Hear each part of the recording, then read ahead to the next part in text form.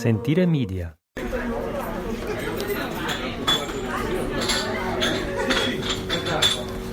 Ciao a tutti, this is NewsCappuccino. E non dire più quelle cose che hai detto. I got up rather early this morning and breakfast is now quite far behind. I'm getting a little bit peckish, so I think maybe I'll stop into a bar for a cappuccino and maybe a croissant.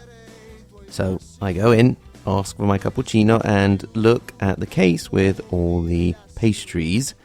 I'm able to resist the temptation of the chocolate ones and the ones with all the cream, and I go for a whole wheat one with the illusion that that's going to be good for me, ignoring the fact that it's completely stuffed with lovely jam.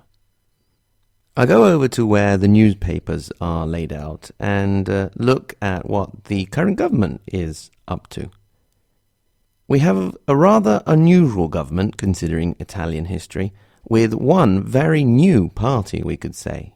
That is the Five-Star Movement. Now, they really like to underline the fact that it's a movement and not a political party, although it is a political party. But anyway.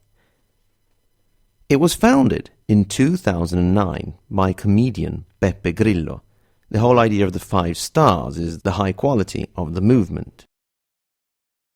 Before that, perhaps the most notable event was the Vaffa Day, which would be translated as the F-Off Day in 2007, when Grillo organized a great protest to promote a law against corruption, in particular, so that people who had been convicted of a crime could not enter into Parliament, and those that did enter into Parliament could only serve 2 legislatures.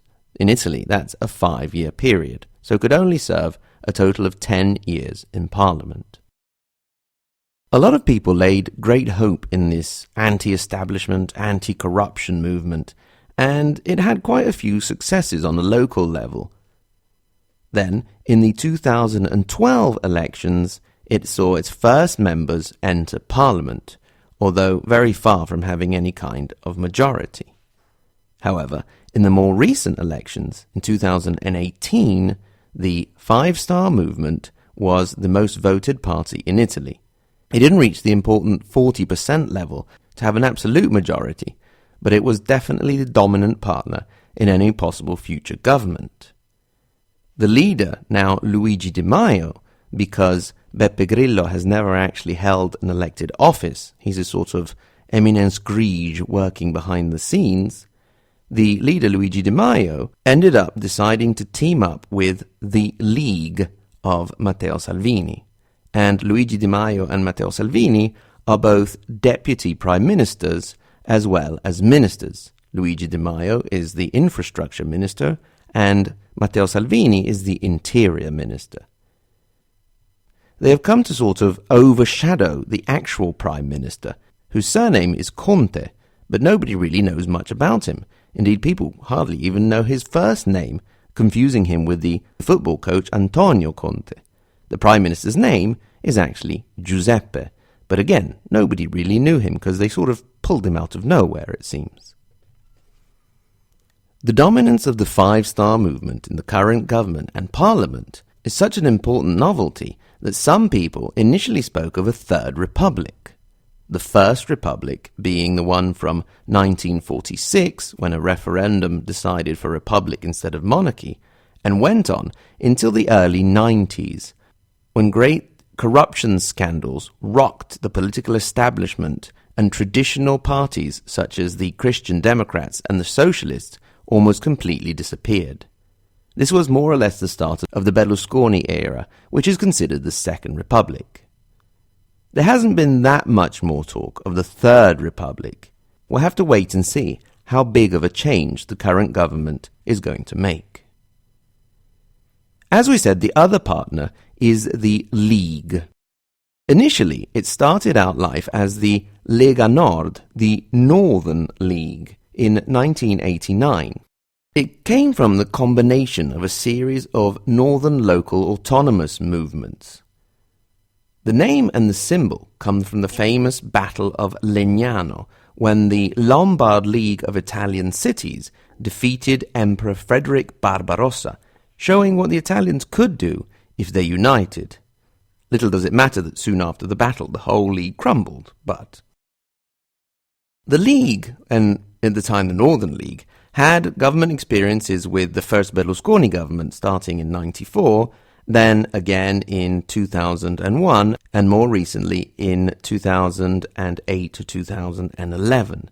But it had never until now been a major player in the government, hardly ever reaching more than about 4 or 5% of the vote.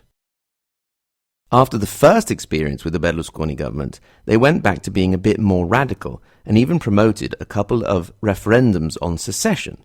They were purely symbolic, but, however, they were quite significant. In more recent times, they have dropped the northern part and taken a more nationalistic, Italy first stance, with a strong anti-immigration policy. Most importantly, they have actually overtaken in percentage of votes Berlusconi's Forza Italia party, which used to be the dominating party of the centre-right. This did not please Silvio Berlusconi at all.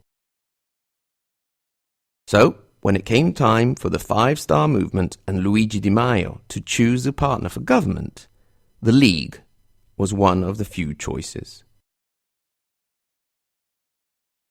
Since forming the government, the Five Star Movement has been working on a great reform, while the League has focused very much on the immigration issue, receiving international attention with a new policy of turning away NGO ships full of immigrants.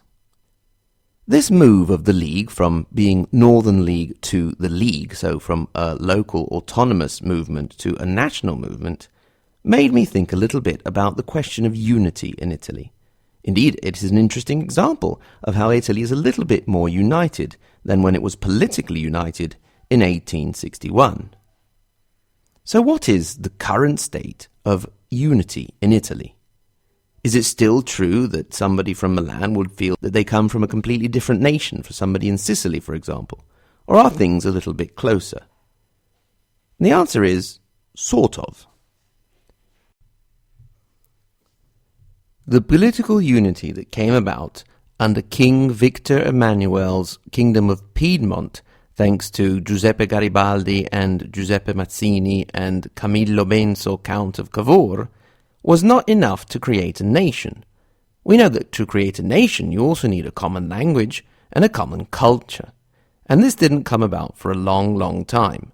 It was quite true at the end of the 19th century and well into the 20th century that somebody from the north, such as Milan, Pavia, Bologna, and so on, would more readily speak a local dialect than Italian, and that local dialect would be something completely different from that of a Neapolitan or somebody from Benevento, for example, and they would really have trouble understanding each other. With regard to the language, we can point to two big uniting factors, one in the 50s and one in the 90s and 2000s. In the 50s, the factor was television. Television in Italy was in Italian, so if somebody wanted to watch television as it began to spread in the economic boom that characterized the countries in the 50s, they would have to watch it in Italian. Indeed, one of the programs that one could watch in this period on Italian television was Italian lessons for Italians. Italians, obviously, they spoke dialects. Maybe in another NewsCappuccino, we'll have a talk about dialects. We haven't got much time for that now. The other unifying factor was, obviously, internet. Nowadays, with young people watching the same YouTubers and listening to the same singers and interviews on the net, Italian is becoming more widespread. Indeed, in the north, for example, young people are starting to forget the northern dialects, and they are only spoken by older people and perhaps young people coming from rural communities. Young people in the south, with a family-oriented culture, tend to be able to speak their local dialects a bit more, such as people from Crotone, for example, or Naples, but they will still speak fluent Italian. So it can be said that in 2018, at least from a linguistic and cultural level, Italy is much more united than when it was politically united over 150 years ago. If there's one thing that we can point to that unites the country without a shadow of a doubt, that's winning the football or soccer World Cup. So, in 1982 and 2006, the more recent victories of the Italian national side, all of the people in Italy, at least for a while, felt they were one. We just have to hope that the unity of our nation doesn't come about at the expense of our welcoming other nations to our beautiful country. Thanks very much for listening to this edition of News Cappuccino. Remember that you can get in touch with us via all the usual channels of A History of Italy. So that's hello@ahistoryofitaly.com. You can look up the website www.ahistoryofitaly.com and click through to our social media. I've decided to give one more freebie of News Cappuccino, and next time we're going to be talking about the identity crisis of a Brexit victim. So listen out for that one. Then, starting from News Cappuccino episode 4, they will be available only for patrons on Patreon or for PayPal donors via newsletter. Thanks very much again to everyone for listening, and talk to you next time.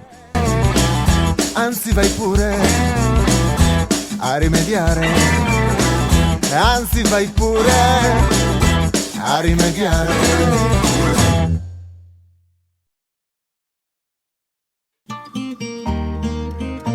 Sentire Media. Hey, podcast producers and show hosts. Do you want to join a podcast network that celebrates all things Italian?